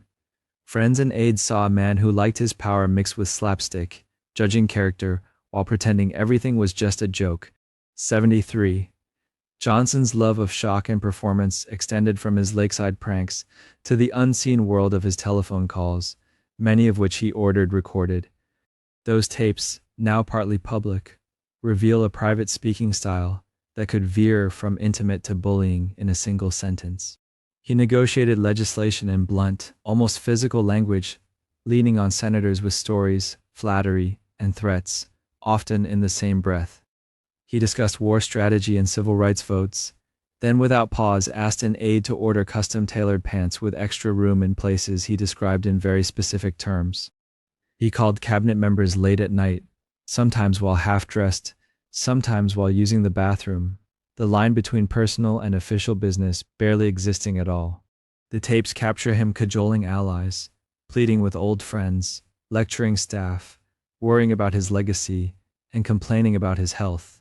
Stripped of speechwriter polish, his voice becomes a running interior monologue of the presidency, earthy, impatient, occasionally tender, and always intensely aware that every promise and threat he made over the phone could move lives and laws in the outside world. 74.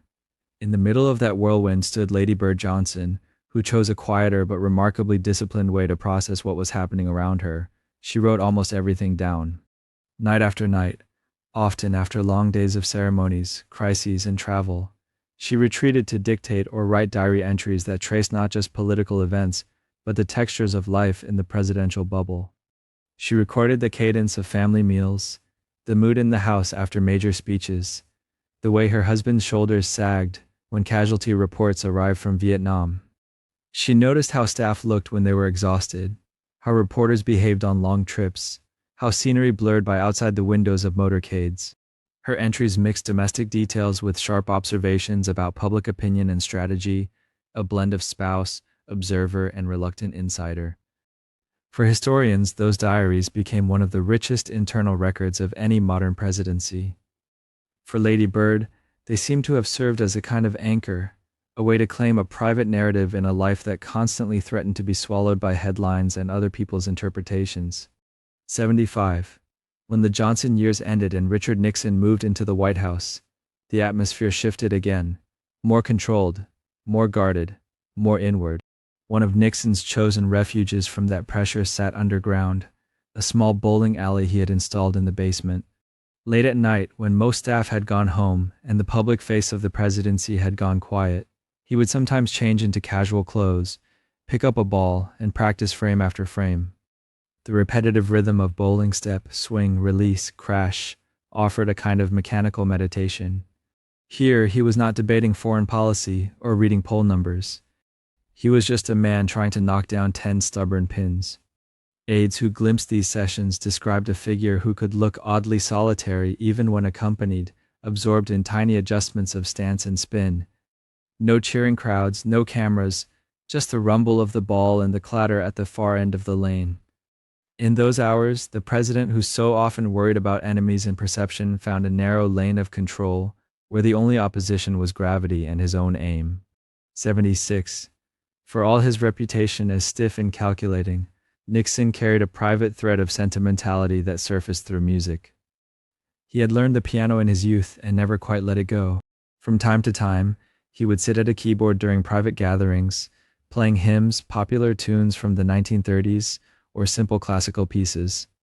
On rare public occasions, he performed for audiences, fingers carefully picking out melodies while critics and supporters watched a side of him that did not fit easily with the image of the hard-edged strategist. At the keys, he seemed less guarded, more focused on touch and timing than on political advantage. The act of playing allowed him to present himself as cultured, even gentle, in contrast to the harsher tones of his speeches and press conferences. Yet those moments were still curated. He chose when to sit down, what to play, how long to linger. Piano for Nixon was both a genuine emotional outlet and a controlled performance of vulnerability, the sound of a man who spent his life studying power, briefly surrendering to a language that did not answer polls or cross-examine him. 77. While Nixon retreated into bowling alleys and piano benches, his wife, Pat Nixon, approached the White House with a different set of priorities centered on hospitality and accessibility. She pressed for expanded tours, longer visiting hours, and more opportunities for ordinary Americans to see rooms that had once felt reserved for the well-connected. She encouraged guides to share stories, not just dates and titles, to make the house feel less like an official fortress and more like a place where real families had actually lived. She paid close attention to details that shaped visitors' experiences: the flow of lines, the placement of furniture, the balance between formality and warmth in public spaces. In private, she dealt with the same strains any First Lady knew: scrutiny, travel, the unpredictability of crises, but her public project was to soften the building's edges. By the time many people left a White House tour during her years, they had walked routes that existed partly because she insisted on them. For countless visitors who would never meet a president or attend a state dinner, their brief encounter with the house passed through the quiet filter of Pat Nixon's sense of welcome. 78. When Gerald Ford arrived after the constitutional earthquake of Watergate, he carried himself with a kind of Midwestern steadiness that sometimes collided with the physical world. One of his preferred escapes was skiing, downhill runs that offered speed, cold air, and a straightforward challenge after days of legal memos and political triage. He wasn't an elegant skier, and he didn't pretend to be. He fell, he tumbled, photographers were delighted. Images of Ford losing his balance on slopes, or slipping on airplane stairs, became easy punchlines for comedians who liked to portray him as clumsy. In private, he took the jokes with a mix of irritation and resignation. He knew he'd been a star football player at Michigan, knew his body was still strong, and knew that skiing mishaps were just the price of not wanting to live in a bubble of caution. On the mountain, the president was simply another man trying to find the right line down, accepting that sometimes gravity would win and that the country would turn his spills into a running gag. 79. While Gerald Ford tried to stay upright in public, Betty Ford was quietly rewriting what it meant to be a first lady behind the scenes. Her approach was startlingly candid in an era that still expected presidential spouses to glide above personal difficulty. She spoke openly about her breast cancer diagnosis and mastectomy, using interviews to demystify a subject many women avoided even with close friends. Later, she acknowledged her struggles with prescription medications and alcohol, framing them not as shameful secrets, but as medical and emotional realities.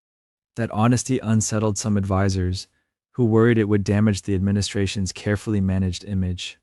Instead, it made countless Americans feel less alone. People wrote to say they had scheduled mammograms because of her, or sought help for addiction after hearing her admit her own. Inside the family, her openness forced difficult conversations but also set a tone.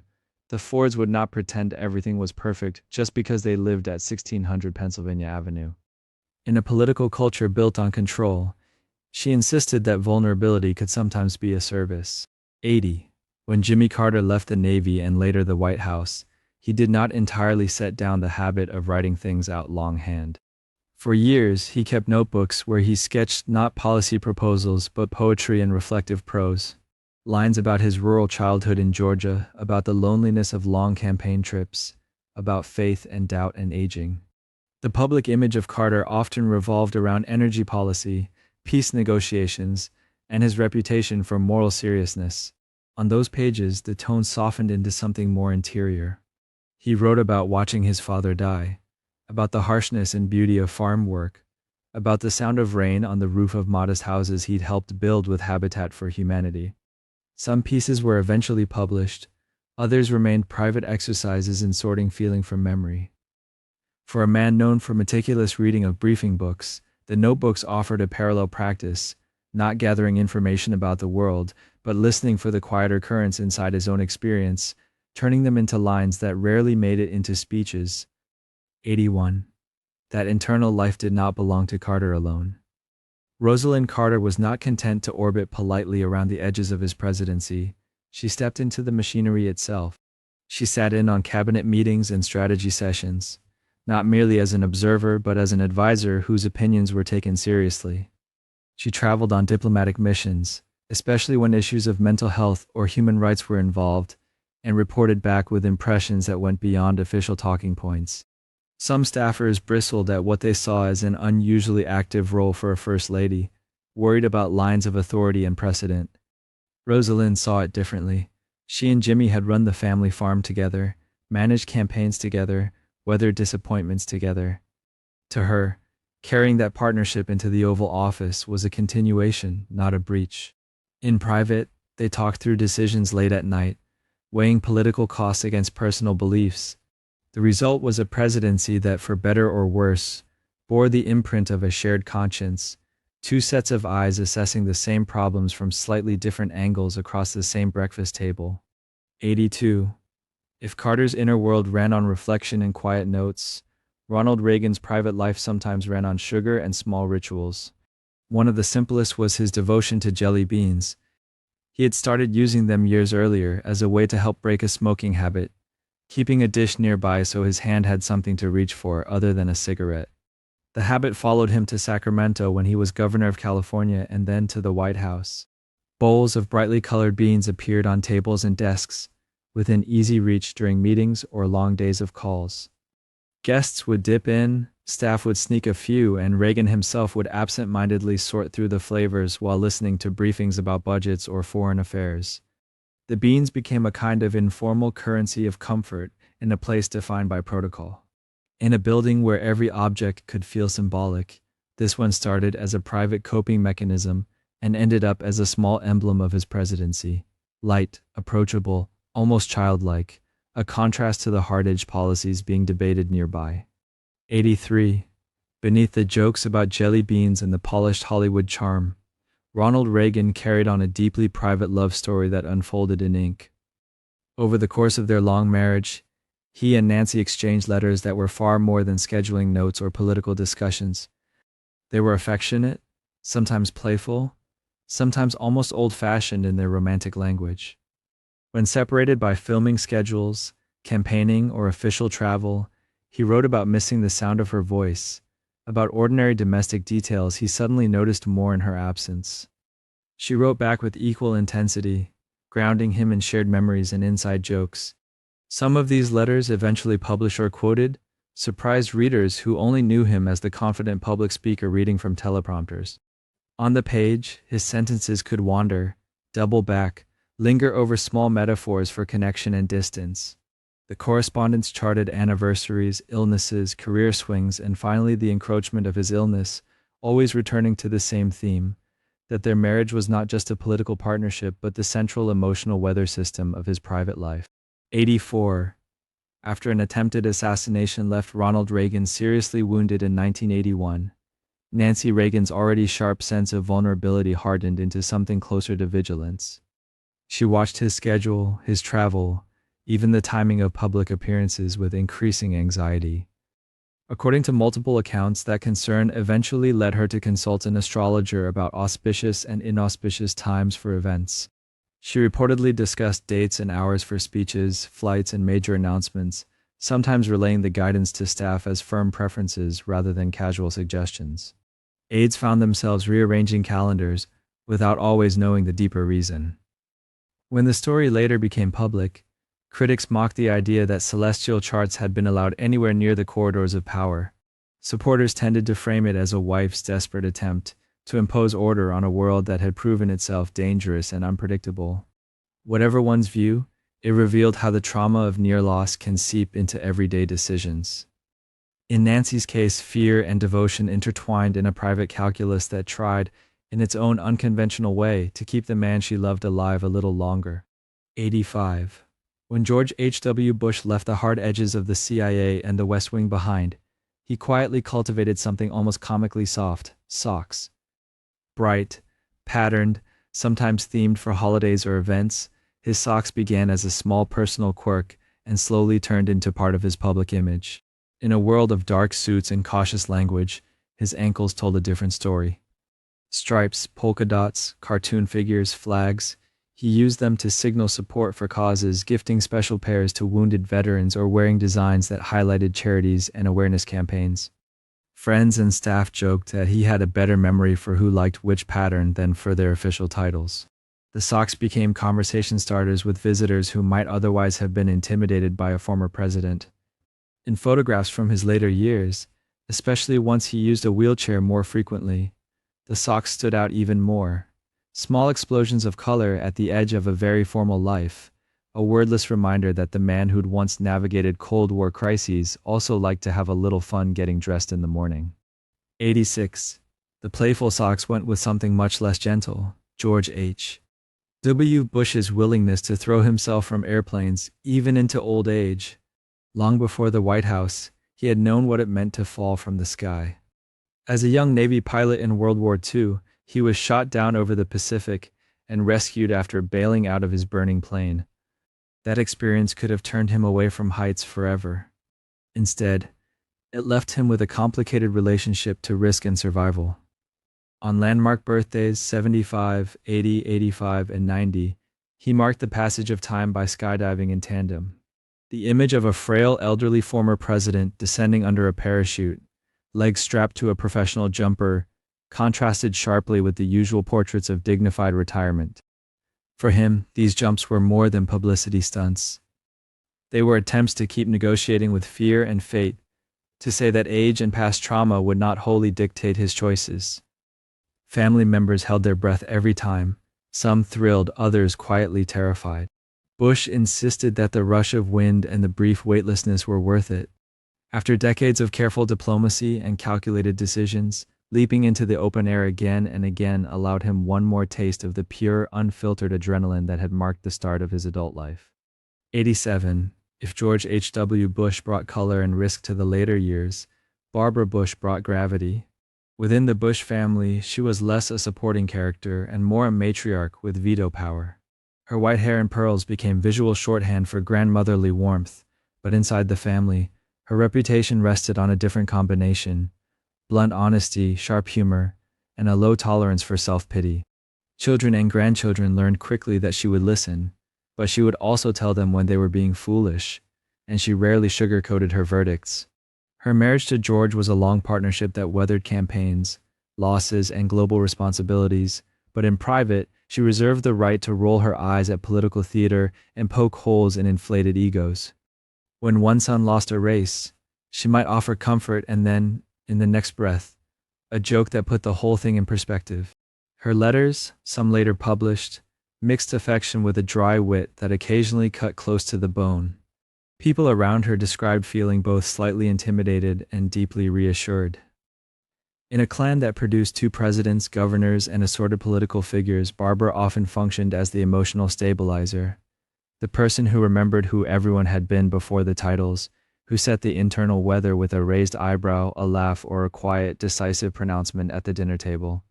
88. Bill Clinton entered the presidency with a reputation for appetite, political, intellectual, and otherwise. One of the least visible but most persistent of those appetites was for late-night conversation and reading. Staffers learned that end of the day was a flexible concept in the Clinton White House. Briefing books, policy papers, history texts, and novels could follow him into the late hours, when the building grew quiet and the rhythms of official Washington slowed. He read quickly, flipping between topics, annotating margins, and returning to passages that sparked new questions. Meetings that started as quick updates sometimes stretched past midnight as he chased one idea into another, pulling in historical analogies, statistics he'd memorized, or anecdotes from earlier campaigns. Some aides adored this, feeling that he truly listened and engaged. Others found it exhausting, especially when they had early morning obligations. In private, Clinton seemed almost more alive in those liminal hours when phones rang less and the TV lights were off. Ideas could be explored without immediate political calculation, and the steady hum of policy detail fed his sense of mastery. While other presidents guarded their sleep with strict routines, he treated the night as bonus time, a space where his restless mind could wander among books, memos, and whoever was still willing to talk. 89. The same restlessness that kept Bill Clinton up late also found an outlet in music, specifically in the curved brass of a saxophone. His instrument had been part of his identity since youth, long before late-night talk shows and campaign appearances turned it into a symbol. Playing the sax wasn't just a calculated bid for relatability. By most accounts, it remained something he genuinely loved. In quieter moments away from cameras, he would sometimes pick it up as a way to decompress. The act of forming a embouchure, shaping breath into tone, and improvising over familiar progressions required just enough focus to push other thoughts aside. For a man whose job was to weigh consequences constantly, an instrument that allowed a few minutes of instinct and flow had its own appeal. Publicly, the sax performance on television during the 1992 campaign helped soften his image, suggesting a leader who didn't mind looking a bit goofy to share something personal. Privately, the music was less about image and more about continuity, a thread connecting the president to the teenager who had once dreamed of a different life path. In a White House full of scheduled noise and scripted sound bites, the warm, slightly imperfect notes from his saxophone marked rare interludes of unguarded expression. 90. If Bill Clinton's late nights and saxophone solos projected charisma, Hillary Clinton's private world during the storms of his presidency was defined more by endurance than display. When the administration became consumed by scandal, speculation, and impeachment proceedings, much of the coverage focused on him. But inside the residence, questions centered on her: what she would tolerate, what she would forgive, what boundaries she would draw. The public saw carefully controlled appearances, measured comments, and a posture of standing by her husband while insisting on her own independent commitments. The private story was more layered. Friends described long conversations, moments of fury, deep hurt, and deliberate calculation about family, legacy, and the causes she had spent decades advancing. Leaving would have rewritten not just their marriage, but the entire narrative of a presidency and their daughter's life. Staying meant finding a way to live with humiliation broadcast worldwide. Her choice, whatever one thinks of it, became a defining element of how people understood her, interpreted by some as strength, by others as ambition, by many as a complex blend of the two. In the years that followed, as she built her own political career, that period lingered as a kind of emotional foundation, an experience that had forced her to develop a private resilience, a capacity to keep functioning and making decisions long after most people would have retreated from the spotlight entirely. 91. When the White House changed hands again, the public saw another Texan, another Bush, another president who favored nicknames and informal banter. Less visible, but quietly influential, was George W. Bush's insistence on going to bed early. In an institution notorious for late-night phone calls and marathon policy sessions, he drew a line around his sleep. Staff understood that, barring genuine emergencies, the president preferred to end his day at a set hour and start early in the morning, when he felt most clear-headed. This routine was sometimes derided as evidence of simplicity or lack of curiosity in comparison to predecessors who seemed to thrive on exhaustion. But for Bush, who had wrestled earlier in life with drinking and the absence of structure, that discipline became part of how he managed himself under pressure. Evenings in the residence tended to be relatively quiet: exercise, simple meals, time with his wife Laura, and reading devotional material or history. The West Wing adapted, compressing decisions into daylight hours when possible. Critics saw it as inflexibility. Supporters framed it as an attempt to impose order on a role that could easily swallow every waking moment. In private, the early bedtime acted as a small act of self-governance, a reminder that even the most powerful office in the country was still inhabited by a human body that needed rest, and by a man who believed that clarity and routine were part of his duty, not a luxury. 92. The man who insisted on lights out at a reasonable hour also developed an unexpected second career as an artist. After leaving office, George W. Bush took up painting with the kind of seriousness people usually reserve for policy briefings. It started small, lessons, practice sketches, attempts at still lifes and animals, but eventually turned toward portraits. He painted world leaders he had known, from Tony Blair to Vladimir Putin, capturing them not as headlines but as faces he'd studied across negotiating tables. More quietly, he painted wounded veterans, men and women whose injuries had traced back to decisions made on his watch. He sat with them, listened to their stories, and later tried to translate something of their character onto canvas. The technique was often debated by art critics, but for Bush the craft seemed less about impressing the art world and more about wrestling with memory. The portraits hung in exhibits and in his home, turning walls that once displayed political mementos into a gallery of people who had shaped and been shaped by his presidency. 93. Sharing those quiet evenings with him was Laura Bush, whose identity was formed long before the title of First Lady, in stacks of books and the hush of libraries. Trained as a librarian, she carried that sensibility into the private rhythms of their life. Reading was not a performance for her. It was a baseline condition. White House staff noticed that the residence kept a different temperature when she was there, less frantic, more anchored by routines of reading aloud, recommending novels, and carving out pockets of silence. She championed literacy programs publicly, but in private, she treated books as a way to make sense of the chaos her family lived in. She'd suggest titles to her daughters, swap recommendations with friends, and keep her own to-be-read piles carefully tended. In a political environment that rewarded loud statements, she moved through rooms with a quiet, book-centered presence.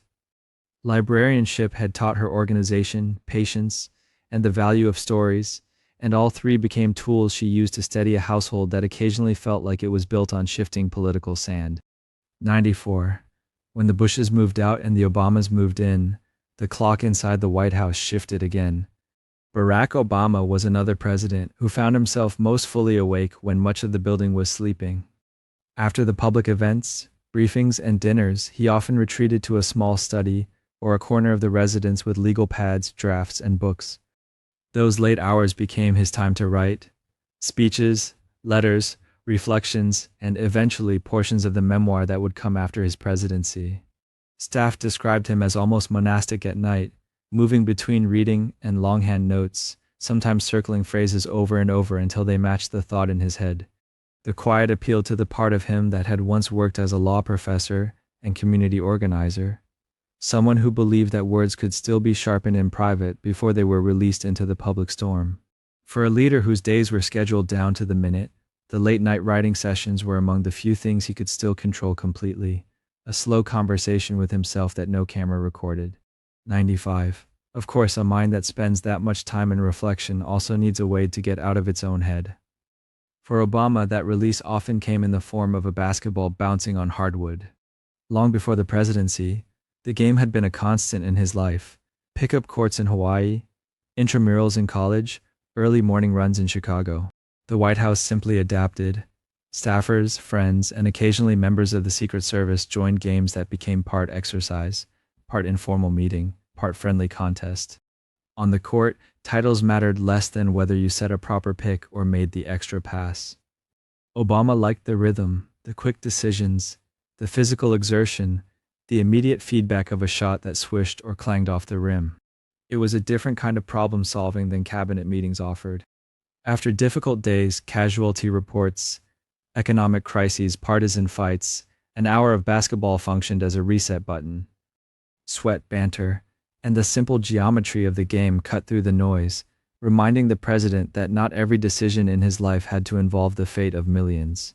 96. Down in the soil of the South Lawn, Michelle Obama was conducting her own form of quiet revolution. The kitchen garden she planted near the White House was, on the surface, a simple project, rows of vegetables, herbs, and fruits tended by staff, school children, and the First Lady herself. But it also mirrored habits inside the residence, where she tried to nudge her family toward fresher, less processed food in a building where rich, traditional dishes had long been the norm. Meals became experiments, grilled vegetables from the garden, salads that introduced their daughters to leafy greens, not always beloved by children. The garden connected the family to seasons in a way that policy schedules did not. Planting days and harvests, weather patterns, and soil conditions all imposed a pace beyond politics. Publicly, it anchored her "let's move" initiative. Privately, it was a way of insisting that the household remember something simple, that even in the most symbol-laden house in America, someone still had to decide what went on the dinner plates, and those choices shaped the lives growing up inside. 97. The next family to arrive brought a very different set of habits, including one small detail that fascinated observers: the Diet Coke button. Reports from journalists and visitors described a device on the Resolute desk used by Donald Trump to summon a glass of his preferred soda. It became shorthand for the intensely personalized way he inhabited the office. Where some presidents reshaped their routines to fit the institution, he often reshaped pieces of the institution around his preferences. The button, whether pressed for a drink or as a kind of private signal that he wanted something done, symbolized an approach to comfort and control in a space that usually resists both.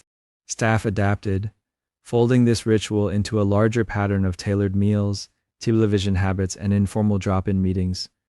The detail lingered because it was small enough to picture: a leader making decisions that affected global markets and military deployments, and then, with the same hand, tapping a button for a familiar fizz of caffeine. In a job defined by abstractions, the Diet Coke became a very concrete anchor. 98. Along with that button came another choice about how to live inside a building designed for both public ceremony and private life. The Trump family largely treated one of the upper floors as a more sealed-off residence, a space where familiar Manhattan habits could be preserved. The boundaries between the working areas of the White House and the family quarters became sharper. While other administrations had often blurred the lines, with children drifting through West Wing hallways or spouses frequently crossing into staff spaces, this arrangement kept a clearer separation. Downstairs, staff and officials cycled through meetings, briefings, and press gaggles. Upstairs, the family maintained routines more reminiscent of their pre-White House life: shared meals, television viewing, phone calls to friends and associates beyond Washington. The arrangement reflected a preference for privacy and control over who crossed the threshold into their personal domain. For a presidency under constant scrutiny and commentary, the closed door at the top of the stairs functioned as both a physical and symbolic barrier, an attempt to carve out a small, familiar world above the one constantly unfolding below. 99. When the Biden era began, one of the most enduring habits he carried with him was not a policy instinct, but a commute. For decades, Joe Biden was known as Amtrak Joe, the senator who treated Wilmington to Washington as a round trip almost as predictable as the tides. Morning trains to the Capitol, evening trains back home, day after day, year after year. The routine began after the car accident that killed his first wife and daughter, when his surviving sons were still in the hospital. Rather than move them to Washington, he decided he would be the one to move, back and forth, every working day. The train became a moving border between his public and private selves. Staff learned that certain hours belonged to constituents and colleagues, but the last leg of the ride often belonged to family phone calls and quiet. Conductors and regular passengers watched him age along the route, from young widower to veteran senator to vice president. The rhythm of that commute shaped his sense of home. No matter how intense the day in Washington, the destination at night was still a kitchen table in Delaware, not a permanent seat in the Capitol. 100. When Jill Biden arrived at the White House as First Lady, she brought something that did not fit easily into the role's traditional script: a job with a syllabus and a roster of students expecting graded papers. A longtime community college professor, she chose to keep teaching even while living in the executive mansion, slipping from state dinners and official ceremonies back into lesson planning and office hours. Her work did not stop when the security detail began. On some mornings, motorcades ended not at summits or photo ops but at campuses in Virginia, where she stepped into classrooms that, aside from the background checks on their student's professor, looked like ordinary rooms of desks and whiteboards. The dual life created a private rhythm different from many of her predecessors. One identity bound to the rituals of state, the other to attendance sheets and midterms. For her, the professional continuity anchored the family's experience, signaling to children and grandchildren that life did not have to dissolve entirely into politics. The First Lady's calendar now included faculty meetings alongside official receptions, a quiet assertion that personal vocation could coexist with public expectation.